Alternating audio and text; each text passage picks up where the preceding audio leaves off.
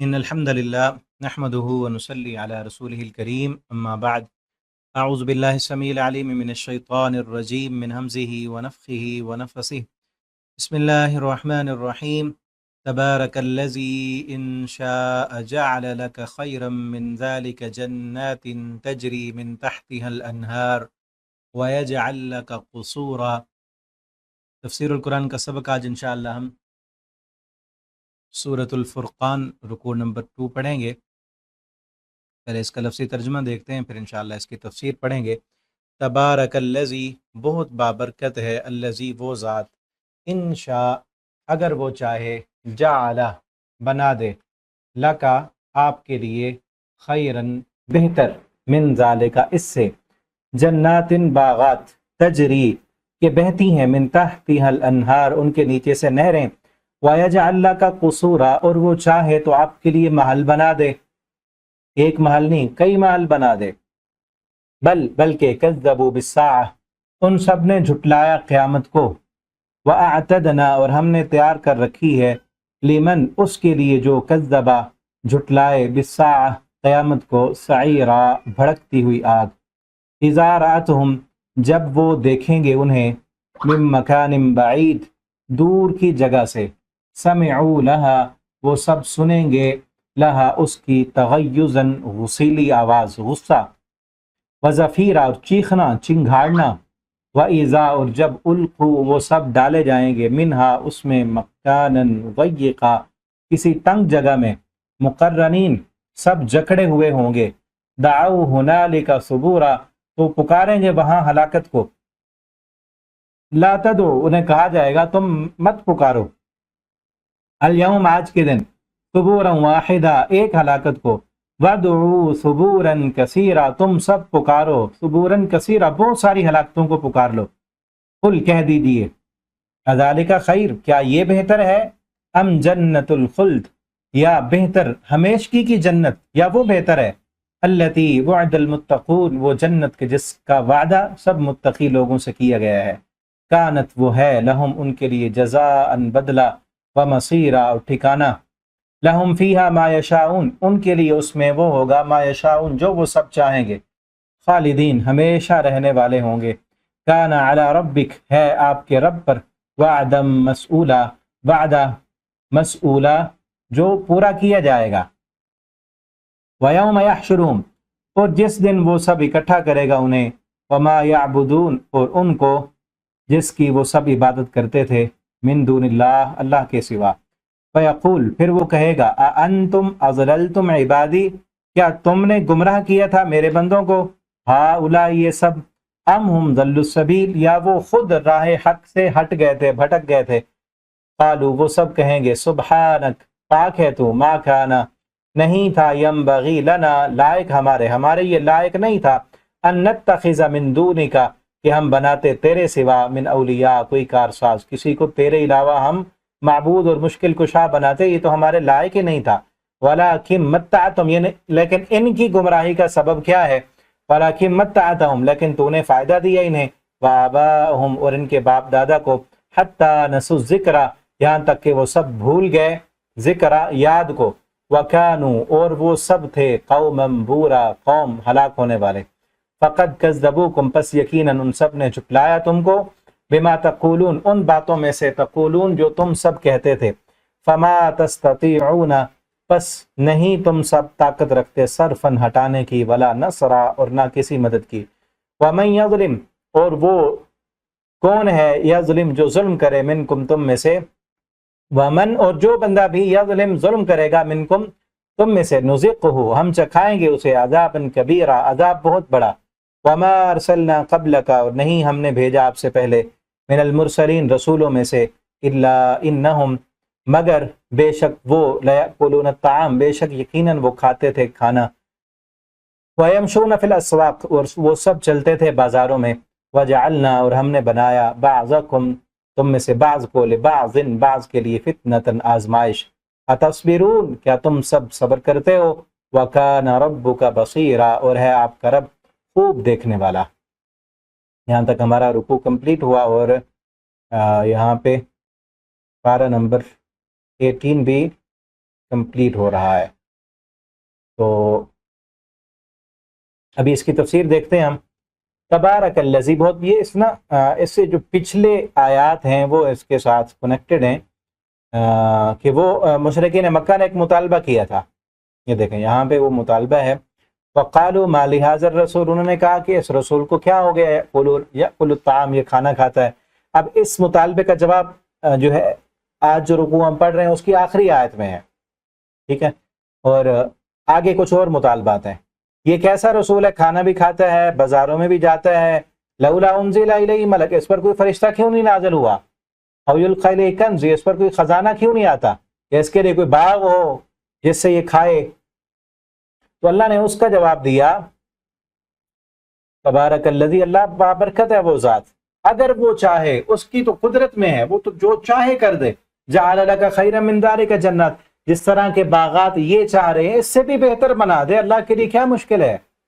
جعل لک خیرا من ذلک جنات تجری من تحتها الانہار، جن کے نیچے سے نہریں جاری ہوں، یجعل لک قصورا، وہ رب چاہے تو ایک محل کا مطالبہ کر رہے ہیں، وہ رب چاہے تو آپ کے لیے کئی محل بنا سکتا ہے۔ لیکن بل کذبوا بالساعہ، انہوں نے جھٹلایا قیامت کو، جنہوں نے اب نہیں مانا نا، قرآن کو دیکھ کر نہیں مانا، وہ محل دیکھ کر، وہ فرشتوں کو دیکھ کر، وہ ساری جو مطالبات یہ کہہ رہے ہیں کہ یہ مطالبات آ جائیں تو پھر ہم مان لیں گے، انہوں نے ان نشانیوں کو دیکھ کر بھی نہیں ماننا۔ بل کذبوا بالساعہ، بلکہ ان سب نے جھٹلایا بالساعہ، قیامت کو۔ وَأَعْتَدْنَا، اور ہم نے تیار کر رکھی ہے، لمن کذب بالساعہ، اس بندے کے لیے جو جھٹلاتا ہے قیامت کو، سعیرا، بھڑکتی ہوئی آگ، ہم نے اس بندے کے لیے بھڑکتی ہوئی آگ کو تیار کیا ہے، جہنم کو۔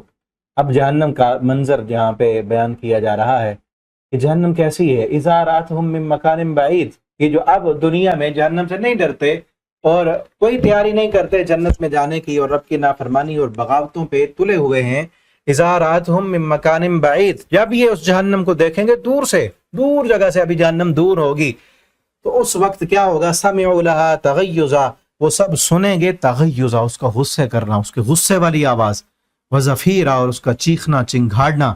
اصل چیخ و چنگھاڑ اسے کہتے ہیں کہ جب کوئی وحشی جانور، شیر اور چیتا بھوکا ہو، بھوکا بھیڑیا ہو، اور اس وقت جب وہ آواز نکالتا ہے اور اس کی آواز میں گرج بھی ہوتی ہے اور اس آواز میں سانس بھی نکل رہی ہوتی ہے، وہ دھاڑتا ہے، وہ تو اس آواز کو زفیر کہتے ہیں، غصے میں ہوگا وہ۔ جہنم بھی اس طرح غصے میں ہوگی۔ کبھی آپ نے دیکھا ہو سامنے یا ویڈیوز میں کہ شیر جب بھوکا ہوتا ہے، یا چیتا، یا جو ہے بھیڑیا، وہ کس طرح چیختا ہے، کس طرح اس کی چنگھاڑ ہوتی ہے، کس طرح وہ جو ہے حملہ آور ہونے کے لیے اپنے شکار پر۔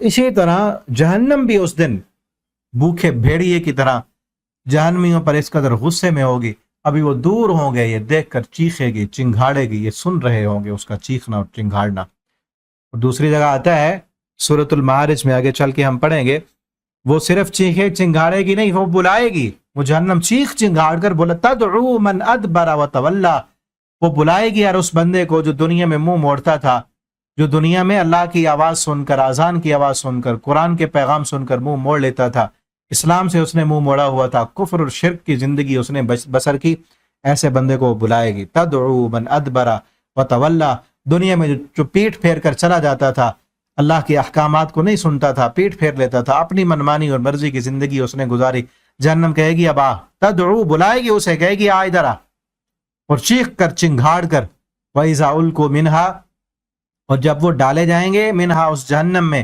مکانن ضیقا، کسی تنگ جگہ میں، مقرنین، جکڑے ہوئے، جہنم کی تنگ جگہ۔ جہنم میں کئی مراحل ہیں، جس طرح دنیا میں قید خانے ہوتے ہیں، جہنم میں قید خانے کا نام ہے، اور پھر ان دنیا کے قید خانوں میں بھی مختلف قیدیوں کو مختلف جگہیں اور سزائیں، مختلف جگہیں ہوتی ہیں رکھنے کے لیے۔ بعض تھوڑے چھوٹے مجرم ہیں تو ان کو ایسی جگہ رکھا جاتا ہے جہاں کم سزا ملتی ہے، بعض مجرموں کو بند بیرکوں میں جو ہے، بند کوٹھڑیوں میں بند کیا جاتا ہے اور تنگ جگہوں میں ڈالا جاتا ہے۔ جہنم کی بھی اسی طرح تنگ جگہ ہوں گی، اتنی تنگی ہوگی وہاں پر، حدیث میں آتا ہے کہ اتنی تنگ ہو جائے گی بعض جہنمیوں پر جہنم، کہ جس طرح ایک کلہاڑی، جس طرح کلہاڑی کے اندر لکڑی ڈالی جاتی ہے، اور جس جگہ پر لکڑی اور کلہاڑی جڑے ہوتے ہیں وہاں پر کس طرح سخت کر کے اس جگہ کو رکھا جاتا ہے کہ کہیں یہ کلہاڑی جب ماری جائے تو کھسکے نہ، یہ نکل کر باہر، یہ اس کے ڈنڈی اس سے باہر نہ نکلے، تو اتنی تنگ ہو جائے گی جہنمیوں پر کہ کھسک نہیں سکیں گے، ہلکا سا ہل نہیں سکیں گے. اور بعض جگہیں ایسی ہوں گی جہاں پر تھوڑے بندوں کی جگہ ہوگی اور بہت سارے جہنمیوں کو وہاں ٹھونس کر اوپر سے، جس طرح تنور ہوتا ہے نا، اس طرح اوپر ڈھکن اس تنور کا بند کر دیا جائے گا، اور جہنمی اندر چیخیں گے، چلائیں گے، روئیں گے، اور ان کے رونے کی آواز دور دور تک جائے گی، لیکن اس وقت کوئی ان کا سننے والا نہیں ہوگا. ان کی آواز، چیخ و پکار، ان کا ویلا کوئی نہیں سنے گا. اذا القوا منہا مکانا ضیقا، جب تنگ جگہ میں ڈالے جائیں گے. بلکہ دوسری جگہ میں آتا ہے کہ جہنمی ابھی جہنم سے دور ہوں گے، جہنم کے اندر رونے کی اور چیخنے کی آوازیں آئیں گی، اور جہنمی کہیں گے ابھی نہیں ڈالا ہوگا ان کو، ابھی دور ہیں، پیچھے جہنم کو دیکھ، ابھی جہنم میں جو پہلے جا چکے ہیں لوگ، ان کے چیخنے اور چلانے کی آوازیں آئیں گی، اور یہ دیکھ کر کہیں گے ربنا ابصرنا وسمعنا فرجعنا نعمل صالحا انا موقنون. اللہ ہم نے اپنی آنکھوں سے دیکھ لیا، وسمعنا اپنی کانوں سے سن لیا جہنم کے چیخنے کی آواز، چنگھاڑنے کی آواز، اور جہنمیوں کے رونے اور چیخ و پکار کرنے کی آواز وہ آ رہی ہے باہر. ابصرنا اللہ ہم نے دیکھ لیا، وسمعنا کانوں سے سن لیا، فرجعنا اللہ ایک بار موقع اور مل جائے ہمیں، فرجعنا ہمیں واپس لوٹا دے، ہمیں دنیا میں بھیج دے، نعمل صالحا ہم دنیا میں جا کر اب نیک عمل کریں گے، انا موقنون اب ہمیں یقین آ گیا ہے. اس وقت جہنم کو دیکھ کر یقین کرنے کا کوئی فائدہ پھر نہیں ہوگا. تو سنیں گے چیخ و پکار جہنمیوں کی. وَإِذَا أُلْقُوا مِنْهَا مَكَانًا ضَيِّقًا مُقَرَّنِينَ، وہ جکڑے ہوئے ہوں گے سب.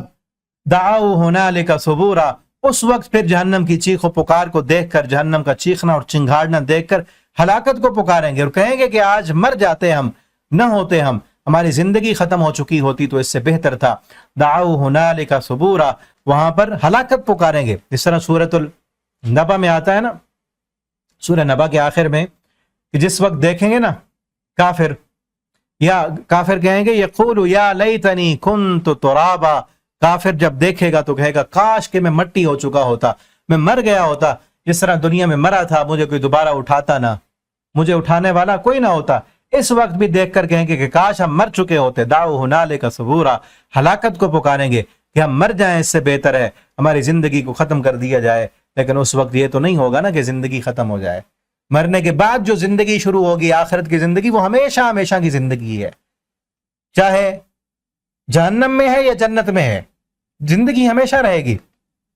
اللہ تعالیٰ سے یہی دعا کریں کہ اللہ ہمیں وہ عمل کرنے کی اللہ تو توفیق دے کہ مرنے کے بعد ہمیں تیری رحمت کے ہم مستحق بن کے ہمیں جنت مل جائے. اللہ ہمیں مرنے کے بعد جہنم سے بچا کر جنت کا داخلہ عطا کر دیں. ورنہ وہ جہاں پر جتنی اللہ فرمائیں گے لا تدعوا اليوم ثبورا واحدا، آج ایک ہلاکت کو نہ پکارو. تم کہتے کہ ہم مر جائیں تو ہماری جان چھوٹ جائے گی، مرنے سے کوئی نہیں بچنے والا. لا تدعوا اليوم ثبورا واحدا، آج ایک ہلاکت کو نہ پکارو. وادعوا ثبورا کثیرا، بہت زیادہ ہلاکتوں کو پکار لو. ایک ہلاکت سے کیا بنے گا؟ زیادہ ہلاکتوں کو بھی پکارو، تمہارا پھر بھی کچھ نہیں بننے والا. یہ زندگی اب ختم ہونے والی نہیں ہے، اور نہ ہی یہ سزا جو ہے تمہاری یہ ختم ہونے والی ہے. لا تدعوا اليوم ثبورا واحدا، آج ایک ہلاکت نہ پکارو. وادعوا ثبورا کثیرا، کئی ہلاکتیں کو اکٹھا کر لو، تمہیں کوئی فائدہ ملنے والا نہیں ہے. اور پھر آگے اللہ کیا فرماتے ہیں؟ قل، ان سے کہہ دیں، یہ جہنم کا تذکرہ بیان کرنے کے بعد اللہ فرماتے ہیں ان سے کہو اذالک خیر، کیا یہ بہتر ہے جہنم، ام جنت الخلد، دو ہی آپشن ہے نا مرنے کے بعد، یا ہمیشہ ہمیشہ کا عذاب، یا ہمیشہ ہمیشہ کا عیش و آرام، کیا یہ بہتر ہے، ام جنت الخلد التي وعد المتقون، وہ جنت جس کا وعدہ متقی لوگوں سے کیا گیا ہے. تو متقی بن جاؤ، پرہیزگار بن جاؤ، اس قرآن پر ایمان لاؤ، اس کو مان لو، اپنی آخرت کی تیاری کر لو. مرنا تو ہے نا، دو ہی چیزیں ہیں، دو ہی آپشن ہیں، مرنا ہے یا یہ ہو کہ نہیں مرنا. اگر جس طرح مشرکین مکہ کا عقیدہ اور نظریہ تھا کہ مر جائیں گے، مٹی ہو جائیں گے، کوئی ہمیں اٹھائے گا نہیں، بات ختم. یا آج بھی کئی لوگوں کو یہی عقیدہ اور نظریہ ہے کہ مر جائیں گے، یہ جہان ہے، بس 2 دن کی زندگی، آگے کس نے دیکھا ہے، مریں گے تو دیکھا جائے گا. یعنی یہ ایک نظریہ. اور دوسرا نظریہ یہ کہ مرنے کے بعد جو زندگی ہے وہ 2 طرح کی ہے، یا جہنم ہے یا جنت ہے. اگر یہ نظریہ اس کے مطابق، جس طرح وہ کہتے تھے مشرکین مکہ، یا آج کل کے لوگوں کا جو بات ذہنوں میں کئی لوگوں کے ہے کہ دیکھا جائے گا جو ہوگا، اگر ان کے مطابق یہ نظریہ ہو مشرکین مکہ والا کہ مر جائیں گے، مٹی ہو جائیں گے، کوئی اٹھائے گا نہیں، تو پھر تو ختم ہے نا بات. لیکن اگر اٹھنا ہوا تو پھر کیا بنے گا؟ یہ نظریہ رکھنے والے تو اٹھنے کی تیاری نہیں کر رہے، جن کا نظریہ یہ ہے کہ مر کے دوبارہ اٹھنا ہی نہیں، وہ تو تیاری نہیں کر رہے۔ اگر بالفرض اٹھنا ہوا تو پھر کیا بنے گا ان کے لیے؟ وہی آپشن دیا جا رہا ہے نا کہ کل ازالی کا خیر، دو ہی آپشن ہے مرنے کے بعد، کیا یہ بہتر ہے؟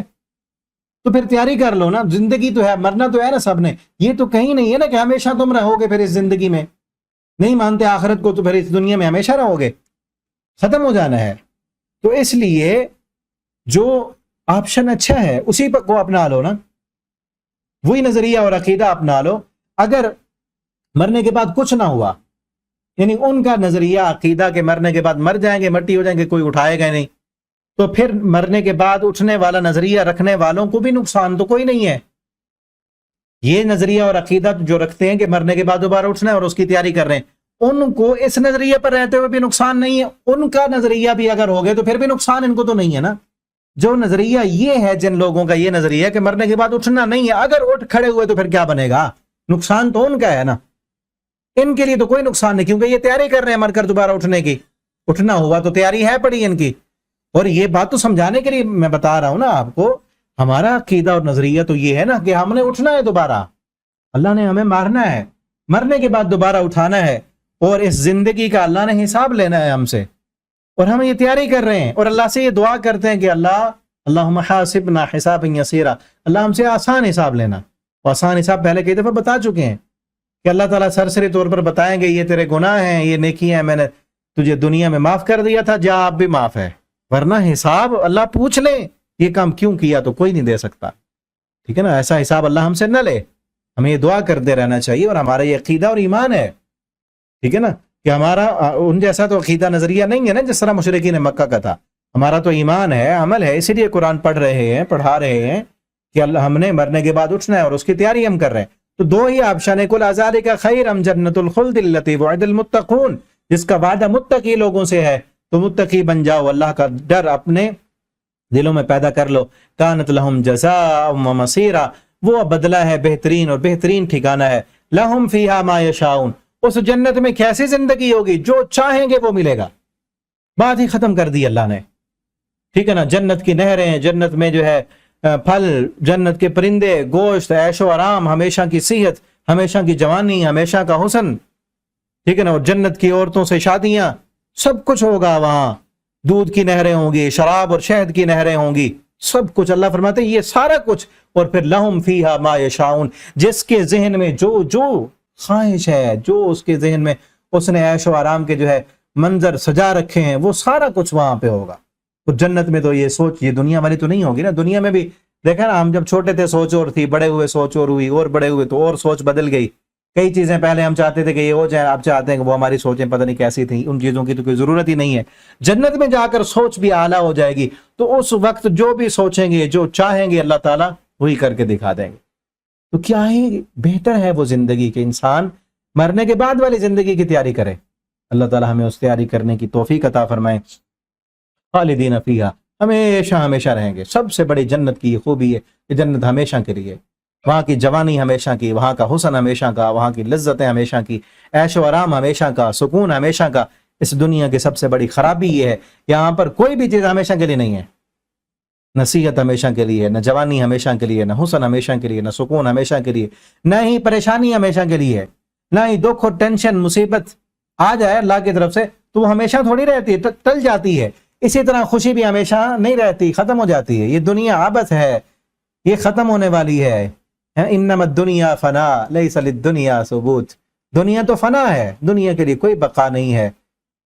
وَيَبْقَى وَجْهُ رَبِّكَ ذُو الْجَلَالِ وَالْإِكْرَامِ، بقا صرف رب کے لیے ہے، رب کی ذات نے باقی رہنا ہے۔ كُلُّ مَنْ عَلَيْهَا فان، سب چیز نے فنا ہو جانا ہے، رب باقی رہنے والی ذات رب کی ہے، اور رب کے ساتھ جو جڑ جائے گا اللہ اسے مرنے کے بعد ہمیشہ والی زندگی عطا کر دیں گے، ٹھیک ہے نا؟ تو اس کے لیے تیاری کریں۔ کان علی ربک وعدا مسئولا، یہ متقی لوگوں سے جو وعدہ کیا گیا یہ رب کے ذمے ہے کہ جو اللہ رب العالمین خود پورا کریں گے۔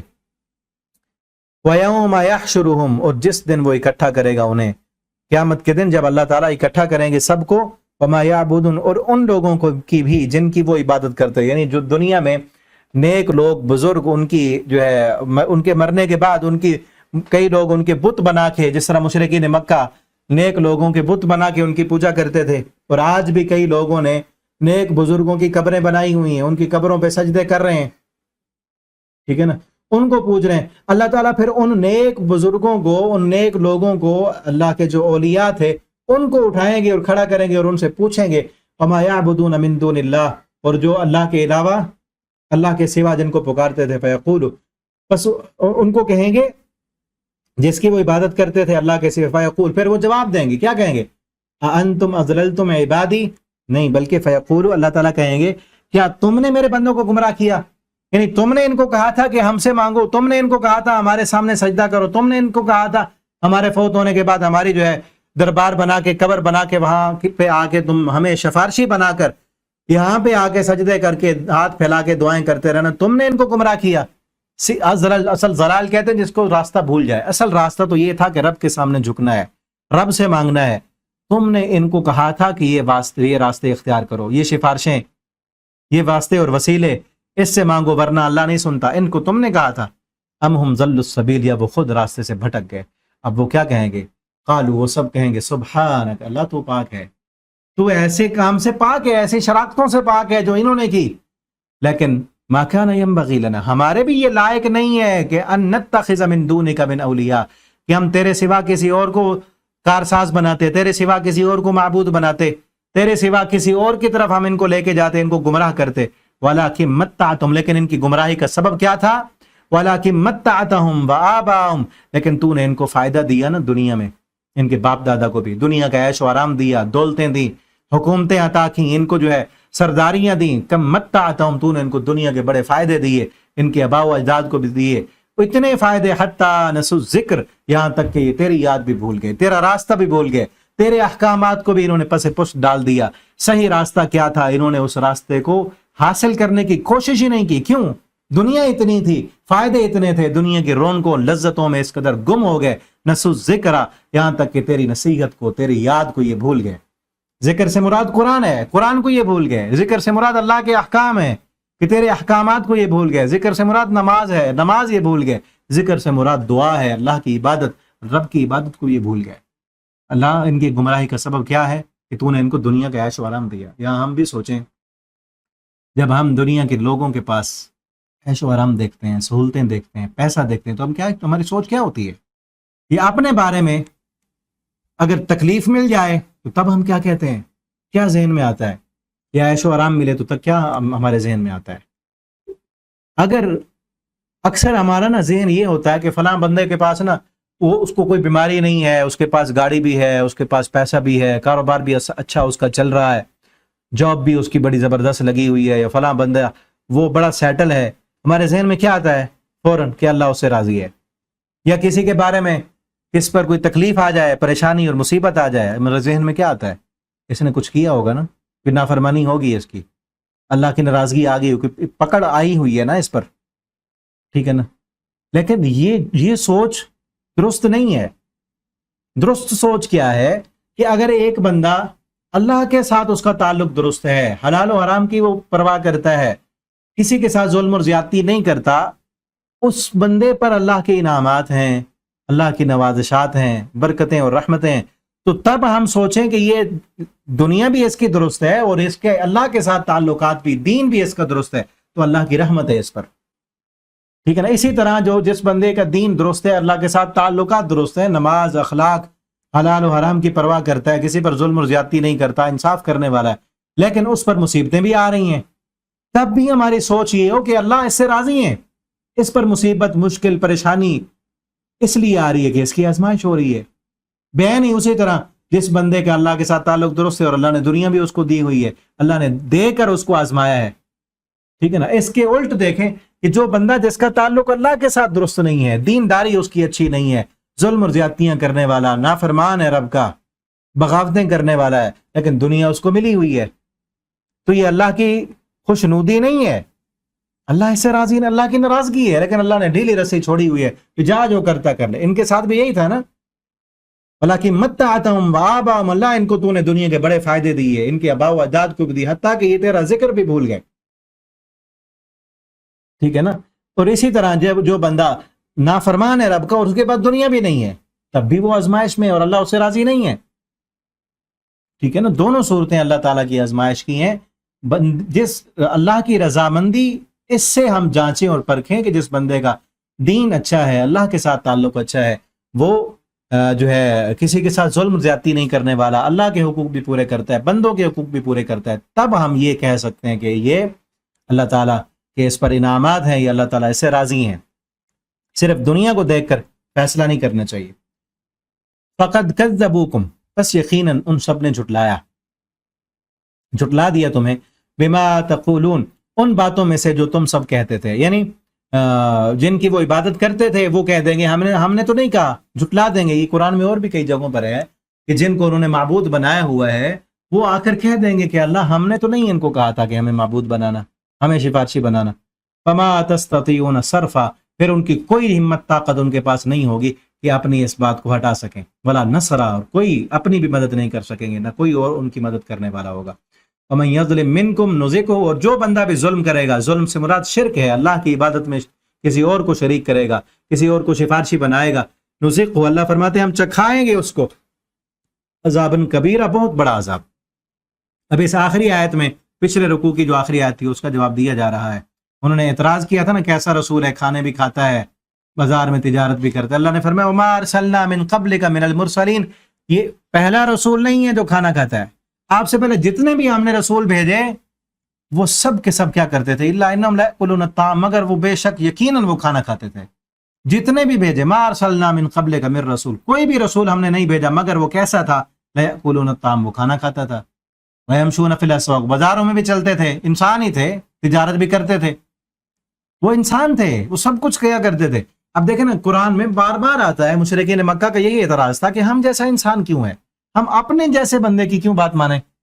لیکن پورے قرآن میں کہیں یہ نہیں ہے کہ آپ صلی اللہ علیہ وسلم نے ان کی اس بات کا انکار کیا ہو یا اس کا انکار کیا ہو کہ میں بشر نہیں ہوں. آپ نے اپنی بشریت کا انکار نہیں کیا، عبدیت کا انکار نہیں کیا. لیکن آج پتہ نہیں کیا ہوا ہے، ہمیں کئی کلمہ پڑھنے والے مسلمان ہمارے بھائی وہ لگے ہوئے ہوتے ہیں اس بات میں کہ نبی کریم صلی اللہ علیہ وسلم بشر نہیں تھے، انکار کرنے میں لگے ہوتے ہیں، جبکہ پورے قرآن میں کہیں انکار نہیں ہے. اس بات ہے وما ارسلنا من قبلک من المرسلین الا انہم لیأکلون الطعام، وہ کھانا کھاتے تھے. دوسری جگہ آپ صلی اللہ علیہ وسلم کے لیے اللہ نے بشر کا لفظ بھی بولا ہے، وما ارسلنا من لبشر من قبلک الخلد، کہ ہاں آپ سے پہلے کوئی بھی بشر ایسا نہیں آیا کہ جو ہمیشہ رہتا ہو. یعنی عبد کا لفظ بھی اللہ تعالیٰ نے آپ صلی اللہ علیہ وسلم کے لیے بولا ہے، بشر کا لفظ بھی بولا ہے، انسان کا لفظ بھی بولا ہے. تو کیوں جو ہے ہم ایسے ہی خام خواہ اس بات پہ اڑے ہوئے ہوں کہ نہیں جی آپ صلی اللہ علیہ وسلم بشر نہیں تھے. اور اس میں کوئی شان میں کمی نہیں ہے، جو مقام اور شان آپ صلی اللہ علیہ وسلم کا ہے اسی میں ہی آپ کی عظمت ہے، اسی میں ہی بڑائی ہے. بشر ہیں لیکن افضل البشر ہیں، تمام انسانوں سے آپ کا شان اور مقام اعلیٰ اور عرفہ اور بلند ہے. ٹھیک ہے نا. وہ پیچھے بھی ہم پڑھ آئے ہیں، پچھلی صورت کا آخری جو رکوع تھا اس میں بھی آپ صلی اللہ علیہ وسلم کی عظمت اور شان اللہ نے بیان کی. آگے بھی چل کے ہم پڑھیں گے. آگے فرمایا وَجَعَلْنَا بَعْضَكُمْ لِبَعْضٍ فِتْنَةً، اور ہم نے تم میں سے بعض کو بعض کے لیے آزمائش بنایا ہے. یعنی اس کانٹیکس میں دیکھیں اگر جب یہ قرآن نازل ہو رہا تھا کہ کچھ لوگ مسلمان ہیں، کچھ نہیں مان رہے، کچھ ماننے والے ہیں، غریب جو ہے وہ مان چکے ہیں اور امیر پیسے والے دولت والے وہ نہیں مان رہے. اب بعض کے لیے آزمائش کیسے؟ اب چھوٹے کمزور لوگ مان رہے ہیں، وہ حق قبول کر چکے ہیں، وہ ان کے لیے آزمائش ہے. اللہ تعالیٰ قیامت کے دن ان کے لیے پوچھیں گے کہ تمہارے پاس وہ ساری سہولتیں موجود تھیں، جن کے پاس کم سہولتیں تھیں، جن پر ظلم اور زیادتی کا خطرہ تھا، ہو رہی تھیں ان کے پاس، انہوں نے تو قبول کر لیا، تم نے قبول کیوں نہیں کیا؟ حق کو تم نے قبول کیوں نہیں کیا؟ اور اسی طرح ان غلاموں کے لیے، ان غریب لوگوں کے لیے جنہوں نے اسلام قبول کر لیا تھا، ان کے لیے کافر آزمائش تھے کہ وہ ان پر ظلم کر رہے تھے، زیادتیاں کر رہے تھے، ستا رہے تھے. ٹھیک ہے نا. تو بعض کے لیے فتنہ ہے، آزمائش ہے. اللہ تعالیٰ آزمانا چاہتے ہیں بعض کو، بعض کے ذریعے، کسی کو کس انداز سے، کسی کو کس انداز سے. اس وقت بھی تھا اور آج بھی یہ ہے، بعضکم لبعض فتنہ، ہم میں سے بھی بعض کے لیے فتنہ ہے، آزمائش ہے، تکلیف ہے. لیکن ہم دیکھتے ہیں نا دنیا میں ابھی اسی چیز کو ہم دیکھیں ہیں. آپ قرآن پڑھ رہے ہیں، ہم پڑھ رہے ہیں، پڑھا رہے ہیں، آپ قرآن پڑھنا شروع کریں، کئی جو ہے رکاوٹیں آ جائیں گی، کئی کام آ جائیں گے، کئی اور مصروفیات آ جائیں گی. یا یہ ہو جائے گا لوگ آپ قرآن پڑھ کے عمل کرنا شروع کریں، لوگ کہیں گے یہ بڑا مولوی بن گیا ہے، کسی نے ابھی سے جو ہے وہ داڑھی رکھ لی، پردہ شروع کر دیا، ابھی تو بڑی عمر پڑی تھی، ابھی فلاں ہو گیا، ابھی سے نمازی بن گئے، ابھی اب آج تک تو یہ کام ہمارے ساتھ کرتے رہے، اب تمہیں کیا ہو گیا؟ یعنی وہی ہمارے دوست، وہی رشتہ دار، وہی اکٹھے پڑھنے والے، اکٹھے کھیلنے والے، وہی ہمارے لیے آزمائش بن چکے ہوتے ہیں۔ کبھی والدین آڑے آتے ہیں، کبھی بیوی کے لیے خاوند، کبھی بچے، کبھی رشتہ دار، کبھی بھائی، کبھی خاندان، کبھی قبیلہ، وہ ہمیں دین پر، اسلام پر صحیح معنوں میں عمل پیرا نہیں ہونے دیتے۔ کبھی برادری کے رسم و رواج، کبھی شادی کے موقع پر، کبھی کسی خوشی کے موقع پر، کبھی کسی جو ہے غمی کے موقع پر، ان کو اپنے رسم و رواج یاد آ جاتے ہیں۔ آپ سنت کے مطابق شادی کرنا چاہیں، دیکھیں لوگ کہیں گے اپنی جب جو ہے باری آئی ہے اب تجھے سنتیں یاد آ گئی ہیں، ہماری شادیوں پہ تو کیا کچھ ہوتا رہا ہے، اب کیا کرنے لگا ہے۔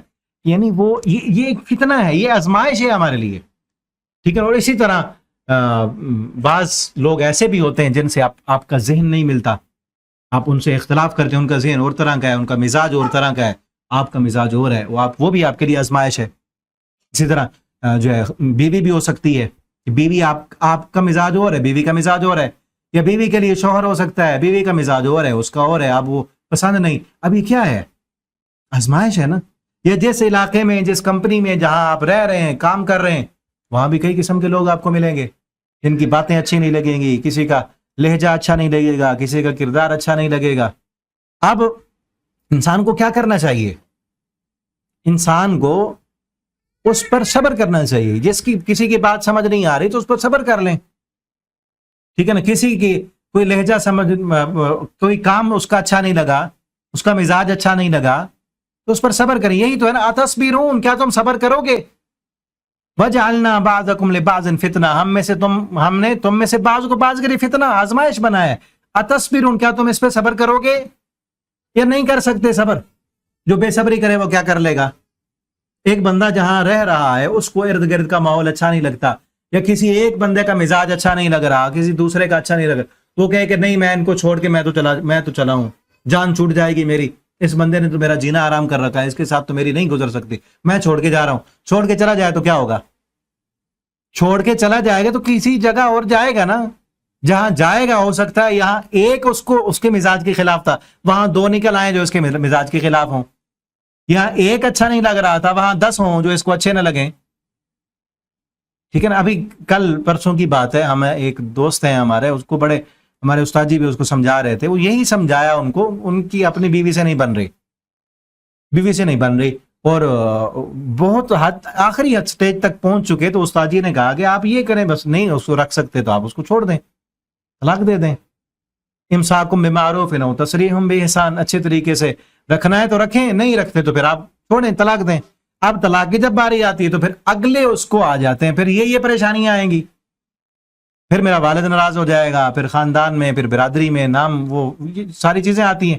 ابھی استاد جی نے یہی بات کی کہ ایک چیز تو برداشت کرنی پڑے گی نا، یا تو بیوی اس کے مزاج کے ساتھ، اس کے ساتھ برداشت کریں کچھ چیزیں، یا والد کا جو ہے وہ جو آئے گا سختی، یا وہ برداشت کریں، یا اگلا آپشن بھی دیا چھوڑیں آپ ان کو، پھر گھر نہ رہیں، اگر والد غصے ہوگا آپ کا تو گھر نہ رہیں، نکل جائیں۔ لیکن یہ بھی چیز ہونی چاہیے نا، صبر تو تصبرون، صبر کرنا پڑے گا نا، کوئی بھی کسی چیز کو تو برداشت کرنا پڑے گا۔ یہ زندگی ہے، یہ دنیا ہے، یہ کوئی جنت نہیں ہے، یہاں حوریں نہیں رہتی۔ چاہے اس ایک بیوی کو چھوڑ کے اور لائیں، کیا وہ حور ہوگی؟ اس میں کوئی کمی نہیں ہوگی۔ آج اس میں ایک کمی ہے، ہو سکتا ہے کوئی اور لائیں اس میں اس سے بھی بڑی کمی ہو، یا جو کمی اس میں وہ کمی اس میں نہ ہو، اگلے آنے والی اس میں وہ کمی نہ ہو، لیکن کئی اور کمیاں ہو سکتا ہے نا۔ تو اسی لیے جس بندے کو یہ بات سمجھ آ گئی نا، وہ دنیا میں سکون کے ساتھ جی لیتا ہے۔ اتصبرون، کیا تم صبر کرتے ہو؟ کچھ باتیں بیوی کی برداشت کرنی پڑے گی، کچھ بیوی کو شوہر کی برداشت کرنی پڑیں گی، کچھ آپ کو اپنی اولاد کی برداشت کرنی پڑیں گی، کچھ دوستوں کی، کچھ رشتہ داروں کی۔ اسی سے ہی کام چلے گا۔ اور جو بندہ یہ کہے نا کہ میں نے تو کسی کی بات برداشت ہی نہیں کرنی، تو وہ پھر ٹینشن کا مریض بن جائے گا۔ یہاں سے جائے گا کہاں جائے گا؟ جہاں جائے گا، ہر جگہ انسان رہتے ہیں، غلطیاں ہیں، خطائیں، اور اللہ نے ہر انسان کے مزاج، اخلاق، کردار، آداب مختلف بنائے ہیں، ٹھیک ہے، مختلف بنائے ہیں۔ تو بعض چیزیں آپ کو نہیں کسی کی پسند آتی. اب ایک تو ہے نا ایک بالکل غیر شرعی چیز، اس کو تو بالکل برداشت نہیں کرنا. ایک ہوتا ہے پسند ناپسند کی بات کہ ایک بندے کو ایک چیز پسند ہے، ایک بندے کو جو ہے ٹیبل پہ بیٹھ کے کھانا کھانا پسند ہے، کو نیچے بیٹھ کے کھانا کھانا پسند ہے. اب اس میں کوئی حرج والی بات تو نہیں ہے نا. اسی طرح عادتیں بھی ہوتی ہیں، کردار ہے، مزاج ہے، باتیں ہیں. بعض کی حرکت پسند آتی ہے، بعض کی نہیں آتی، بعض کی شکل پسند آ رہی ہے، بعض کی نہیں آ رہی. اب جو نہیں پسند آ رہی آپ اس کو برداشت کریں، وہ بھی تو اللہ کی بنائی ہوئی ہے. کسی کا لہجہ پسند نہیں آ رہا، کسی کا کوئی جو ہے عمل پسند نہیں آ رہا، برداشت کریں. اتصبرون، صبر کریں اس پر. جنت ایسے تو نہیں مل جائے گی، ٹھیک ہے نا. ام حسبتم ان تدخلوا الجنہ، تم نے کیا سمجھا جنت ایسے مل جائے گی؟ احسب الناس ان یترکوا ان یقولوا آمنا وهم لا یفتنون، لوگوں نے کیا سمجھا ہے وہ کہیں گے ہم مومن بن گئے اور ان کو جنت مل جائے گی. وهم لا یفتنون، ان کو آزمایا نہیں جائے گا. آزمایا تو جائے گا، فتنہ، آزمائش، کبھی گھر میں، کبھی مال میں، کبھی اولاد میں، کبھی رشتہ داروں میں، کبھی کاروبار میں، کبھی معاملات میں، یہ آئیں گے. اتصبرون، کیا تم صبر کرتے ہو یا نہیں کرتے؟ نہیں کرتے تو پھر کیا کر لو گے؟ صبر تو کرنا پڑے گا. اتصبرون، اور صبر کریں گے اس نیت سے کہ ہم نے اس کا بدلہ اللہ سے لینا ہے. تو دنیا بھی حسین بن جائے گی، آخرت بھی حسین بن جائے گی. تو جس کو یہ بات سمجھ آ جائے تو پھر اس کے تمام معاملات، وہ ہر جگہ پر جہاں بھی جائے گا نا وہ سیٹل ہو جائے گا. وہ لوگوں کے ساتھ جینا، معاملات کرنا، ڈسکس کرنا، ہر چیز وہ سیکھ جائے گا. جس کو یہ بات سمجھ آئی کہ اللہ نے ہمیں آزمانا ہے، بعض کے لیے آزمائشیں ہیں. کچھ چیزیں اچھی لگیں گی تو کچھ چیزیں جو ہے ناگوار بھی ہوں گی. کوئی ہمارے مزاج کے مطابق ہوگا تو کوئی مزاج کے خلاف بھی ہوگا، ٹھیک ہے نا. وَكَانَ رَبُّكَ بَصِيرًا، اور آپ کا رب خوب دیکھنے والا ہے. آپ کو کون سی چیز ناگوار گزرتی ہے اور اللہ کے لیے آپ صبر کر جاتے ہیں تو اللہ آپ کا رب آپ کو دیکھ رہا ہے تو وہ اس کا اجر دے گا. اللہ کی رضا کے لیے جب آپ صبر کریں گے، جب آپ حق پر ہونے کے باوجود بھی آپ صبر کر رہے ہیں، آپ جھگڑے کو چھوڑ دیں، آپ لڑائی چھوڑ دیں، آپ یہ کہیں کہ تعلقات تو بحال رہے نا، رشتے داری نہ ٹوٹے، رشتے نہ ٹوٹیں، چلو میں اپنے حق کو چھوڑ دیتا ہوں، چاہے انہوں نے میرے ساتھ زیادتی کی ہے، ظلم کیا ہے، نا انصافی کی ہے، تب بھی میں ان کو معاف کرتا ہوں. کان ربک بصیرا، آپ معاف کر دیں گے، درگزر کریں گے. فاعفو واصفحوا، اگر معافی دے دیں گے، درگزر کر لیں گے. کان ربک بصیرا، آپ کا رب دیکھنے والا ہے، اس کا اجر دے گا. اللہ تعالی ہمیں ان باتوں پر عمل کرنے کی توفیق دیں. بارک اللہ لنا فی القرآن العظیم ونفعنی وإیاکم فی الآیات والذکر الحکیم. والسلام علیکم ورحمۃ اللہ وبرکاتہ.